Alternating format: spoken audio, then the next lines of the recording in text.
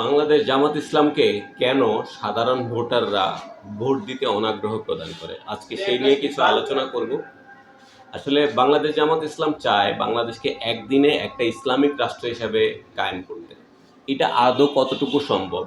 যেমন ধরেন, বাংলাদেশে বর্তমান রমজান মাসে বলা হচ্ছে যে যতগুলো খাবার দোকান আছে, চায়ের দোকান আছে, এগুলো বন্ধ করে দিতে। আচ্ছা, এখানে ধরেন বাংলাদেশ শতভাগ মুসলিম প্রধান দেশ নয়, এখানে 2 কোটির অধিক অমুসলিম আছে, যারা বিভিন্ন কাজে কর্মে এবং বিভিন্ন দিনমজুর যারা আছে, হাসপাতালে বিভিন্ন রোগী আছে, যারা দৈনিক খাবারের জন্য হলেও খাবার হোটেলগুলোর প্রয়োজন আছে। যেহেতু বাংলাদেশের বর্তমানে 15% মানুষ ডায়াবেটিস রোগে আক্রান্ত, সেহেতু ডায়াবেটিস রোগে আক্রান্ত মানুষরা সাধারণত রোজা রাখতে পারে না। তো যারা রোজা রাখে না তারা বাইরে কাজে কর্মে বাইরে যাচ্ছে, তারা বাইরে খেতে হবে, সবাই বাসায় খাওয়া সম্ভব না। আবার যেই দোকানগুলো বন্ধ করতে বলতেছে, চায়ের দোকান, যারা ফুটপাতে দোকান করে, তারা মূলত দিন এনে দিন খায়, এই প্রকৃতির মানুষ। তো এই প্রকৃতির মানুষগুলো যদি দিন তার দোকান না খোলে, তাহলে শুধু রাতের ইনকাম দিয়ে 1 ঘন্টা 2 ঘন্টার ইনকাম দিয়ে সারাদিন তার ফ্যামিলি চালানো সম্ভব না।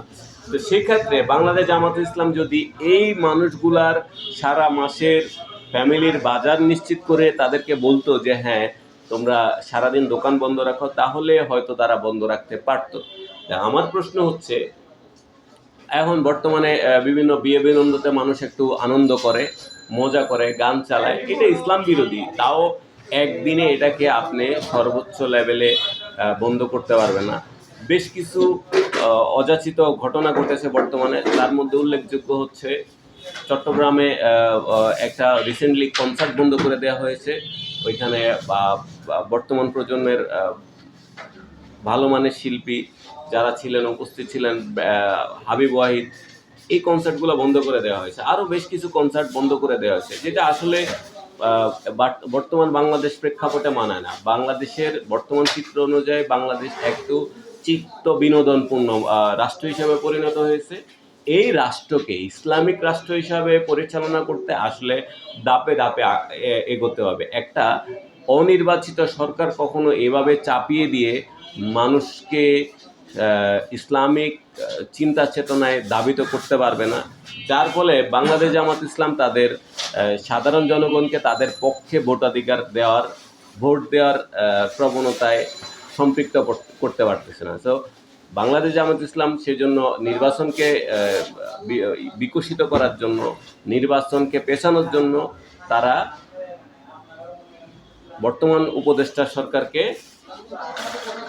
নির্দেশ প্রদান করছে এবং সহযোগিতা করতেছেন। আদৌ তারা নিজেদের অবস্থানকে নিশ্চিত করতে পারতেছে না আসলে বাংলাদেশ কী ধরনের মতাদর্শের রাজনীতি করে।